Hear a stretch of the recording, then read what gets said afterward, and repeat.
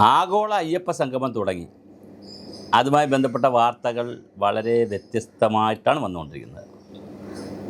സുഭാഷിതം digital ചാനലിലേക്ക് എല്ലാവർക്കും സ്വാഗതം. ഒന്നാമതായി വന്നിരിക്കുന്ന വിഷയം, വെള്ളാപ്പള്ളി നടേശൻ മുഖ്യമന്ത്രി പിണറായി വിജയൻ അവരുടെ കാറിലാണ് ഈ സംഗമത്തിൽ പങ്കെടുത്തത്. അപ്പോൾ അതൊരു കൗതുക വാർത്ത പോലെ ഇങ്ങനെ റിപ്പോർട്ട് ചെയ്ത് വന്നിട്ടുണ്ട്. പിന്നെ രണ്ടാമതൊരു വളരെ പ്രധാനപ്പെട്ട കാര്യം, ആഗോള അയ്യപ്പ സംഗമത്തിൽ പങ്കെടുക്കാനുള്ള ക്ഷണത്തിന് നന്ദി. പുരാതന ഇന്ത്യൻ ജ്ഞാനവും പാരമ്പര്യങ്ങളും പ്രചരിപ്പിക്കേണ്ടത് ആവശ്യമാണ്. ആഗോള അയ്യപ്പ സംഗമത്തിന് വളരെയധികം പ്രാധാന്യമുണ്ട്. ഈ സമ്മേളനം അതിൻ്റെ ലക്ഷ്യങ്ങൾ കൈവരിക്കുന്നതിൽ വിജയിക്കുമെന്ന് ഞാൻ പ്രതീക്ഷിക്കുന്നു. യോഗി ആദിത്യനാഥ് മുഖ്യമന്ത്രിക്കുള്ള മറുപടി കത്ത്. അപ്പോൾ യോഗി ആദിത്യനാഥിനെയും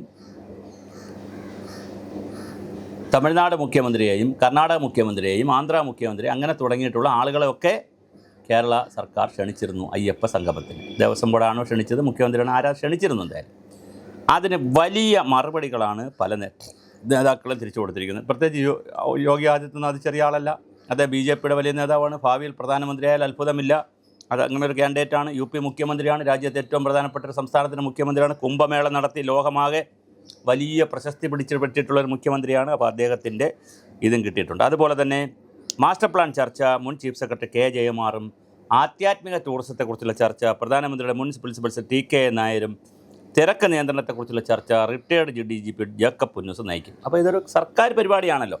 അപ്പോൾ അതുകൊണ്ട് തന്നെ അതിൻ്റേതായ മെച്ചത്തിൽ സർക്കാരിൻ്റെ റിട്ടയറായിട്ടുള്ളവരോ ജീവിച്ചിരിക്കുന്നവരോ അല്ലെങ്കിൽ പിന്നെ ജീവിച്ചിരിക്കുന്നവരല്ല, റിട്ടയർ ആയാലും ജീവിച്ചിരുന്നല്ലേ പറ്റുള്ളൂ. ഞാൻ പറഞ്ഞു വന്നപ്പോൾ അങ്ങനെ, അതായത് സർവീസിലിരിക്കുന്നവരോ പിന്നെ വിരമിച്ചവരോ ആയിട്ടുള്ള സീനിയറായിട്ടുള്ള ഉദ്യോഗസ്ഥർ IAS IPS വരൊക്കെയാണ് ഈ ചർച്ചകളൊക്കെ നയിക്കുന്നത്.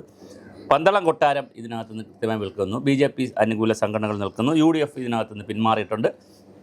എന്നാൽ സംഘപരിവാറും BJP അനുകൂല സംഘടനകളും പന്തളത്ത് വേറെ പരിപാടി വച്ചിട്ടുമുണ്ട്. 22-ാം തീയതി പരിപാടി വെച്ചിട്ടുമുണ്ട്. അപ്പോൾ ഇതാണ് ഇതിൻ്റെ ഒരു പശ്ചാത്തലം. എന്തായാലും ശബരിമലയുടെ സമഗ്ര വികസനം ലക്ഷ്യമിട്ടാണ് ഈ കാര്യങ്ങൾ നീങ്ങുന്നത്. മുഖ്യമന്ത്രി പക്ഷേ വേറെ ചില വിവാദ പ്രസ്താവനകൾ നടത്തിയിട്ടുണ്ട്. മുഖ്യമന്ത്രി പറഞ്ഞിരിക്കുന്ന ഒരു പ്രസ്താവന, വിശ്വാസികൾ കൈകാര്യം ചെയ്തപ്പോൾ പല ക്ഷേത്രങ്ങളും തകർച്ചയിലായി, അതുകൊണ്ടാണ് സർക്കാർ ഇടപെടൽ നടത്തുന്നത്. സർക്കാരിൻ്റെ വേറിട്ട ചരിത്രവും ഐതിഹ്യമുണ്ടെന്ന് മുഖ്യമന്ത്രി വിജയൻ. ശബരിമല വേർതിരിവ് ജാതിഭേദമില്ല മതാതീത ആത്മീയതയാണ് ഉദ്ഘോഷിക്കുന്നത്. എല്ലാ മനുഷ്യർക്കും ഒരുപോലെ പ്രാപ്തമായ ആരാധനാലയമാണ്. ആ നിലയ്ക്ക് ശബരിമലയെ നമുക്ക് ശക്തിപ്പെടുത്തേണ്ടതുണ്ടെന്നും മുഖ്യമന്ത്രി പറഞ്ഞു. ആഗോള അയ്യപ്പ സംഗമം ഉദ്ഘാടനം ചെയ്തുകൊണ്ട് മുഖ്യമന്ത്രി സംസാരിച്ചു. അതുപോലെ തന്നെ തീർത്ഥാടകർക്ക് എന്താണ് വേണ്ടതെന്ന് സർക്കാരും ദേവസ്വം ബോർഡ് ഏകപക്ഷീയമായി സങ്കല്പിച്ച് നടപ്പിലാക്കുകയല്ല, ഭക്തജനങ്ങളിൽ നിന്ന് തന്നെ ആവശ്യങ്ങൾ സ്വരൂപിക്കുന്നതിന് വേണ്ടിയിട്ടാണ് ഈ സംഗമമൊക്കെ നടത്തിയിരിക്കുന്നത്. ഇതിൽ ഭക്തിയുടെ പരിവേഷം കൊണ്ട് മറ്റ് പലരും വന്ന് പലതും ചെയ്യുന്നു. യഥാർത്ഥ ഭക്തരെ തിരിച്ചറിയാൻ വിഷമമില്ലെന്ന് മുഖ്യമന്ത്രി പറഞ്ഞ ഭഗവത്ഗീത തന്നെ വ്യക്തമാക്കിയിട്ടുണ്ടെന്നും പറയുകയുണ്ടായി. അപ്പോൾ ഗീതാ ശ്ലോകമൊക്കെ പറഞ്ഞു തുടങ്ങി. ഭക്തരുടെ സംഗമമാണിത്. ഗീതയിലുള്ള ഭക്തി സങ്കല്പം ഉയർത്തിപ്പിടിക്കുന്ന സംഗമം. മതനിരപേക്ഷ മൂല്യമുള്ള വിശുദ്ധിയിൽ തിളങ്ങുന്നതാണ് ശബരിമല അയ്യപ്പ ക്ഷേത്രം. എല്ലാവരും ഒന്നാണെന്ന ബോധം. അങ്ങനെ ചുരുക്കത്തിൽ പിണറായി വിജയനും കൂടുതൽ ഭക്തിയുടെ വകുപ്പുകൾ എടുത്തുകൊണ്ട് തന്നെ BJPയെയും സംഘപരിവാറിനെയും ആക്രമിക്കുന്ന അല്ലെങ്കിൽ അവർക്കെതിരെ പറയുന്ന ഒരു രീതിയിലേക്കൊക്കെ വന്നിട്ടുണ്ട്. അപ്പോൾ ആഗോള അയ്യപ്പ സംഗമം മറ്റൊരു തലത്തിലേക്ക് വളരുകയാണ്. അതൊരു ഒരു അയ്യപ്പ ക്ഷേത്രത്തിൻ്റെ ശബരിമലയുടെ വികസനത്തിന് വേണ്ടി മാത്രമുള്ളൊരു മാസ്റ്റർ പ്ലാൻ തയ്യാറാക്കുക എന്നതിനുപരിയായി ഒരു ഹൈന്ദവ മേഖലയിൽ അല്ലെങ്കിൽ ഹിന്ദുക്കളുടെ മേഖലയിലുള്ള ഒരു രാഷ്ട്രീയ വേർതിരിവിനും ഹിന്ദു സമൂഹത്തിൽ കൃത്യമായ ചർച്ച വഴിതിരിച്ചു വിടുന്നതിനുമൊക്കെയുള്ള പുതിയ രൂപങ്ങൾ വന്നിട്ടുണ്ട്. NSSൻ്റെ സുകുമാരൻ നായർ എന്തായാലും പങ്കെടുത്തിട്ടില്ല. വെള്ളാപ്പള്ളി നടേശൻ പങ്കെടുത്തിട്ടുണ്ട്. ഇപ്പോൾ നാളെ ഇതുമായി ബന്ധപ്പെട്ട പ്രസ്താവനകളും കാര്യങ്ങളൊക്കെ പുറത്തു വരും.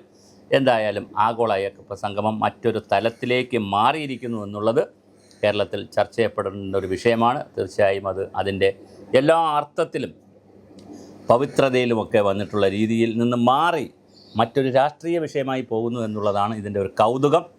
എന്തായാലും വളരെ രസകരമാണ്. അയ്യപ്പൻ്റെ കാര്യങ്ങൾ നേരത്തെ സ്ത്രീ പ്രവേശനവുമായി ബന്ധപ്പെടുത്തി വലിയ വിവാദം ഇതുപോലെ ഉണ്ടായതാണ്.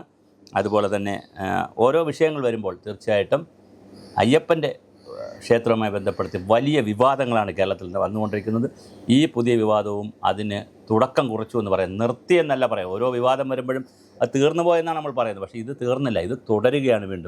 വീണ്ടും അടുത്ത പരിപാടികൾ വരും. ഇതായിപ്പോൾ വിശ്വാസികളെ ചോദ്യം ചെയ്തുകൊണ്ടുള്ള ചില പ്രസ്താവനകൾ വന്നിട്ടുണ്ട്. സ്വാഭാവികമായിട്ട് അതിൻ്റെ അനുരണനം എന്നുള്ള നിലയിൽ വിശ്വാസി സമൂഹത്തിൽ നിന്നും പ്രത്യേകിച്ച് ഹിന്ദു ഐക്യവേദി, പിന്നെ വിശ്വ ഹിന്ദു പരിഷത്ത്, RSS സംഘടനകൾ, ഹിന്ദു പരിവാർ സംഘടനകൾ, ക്ഷേത്ര സംരക്ഷണ സമിതി, ക്ഷേത്രവുമായി ബന്ധപ്പെട്ട് നിൽക്കുന്ന ആളുകളെല്ലാം ഇനിയിപ്പോൾ അടുത്ത വിവാദങ്ങളുമായിട്ട് പുറത്തു വരും.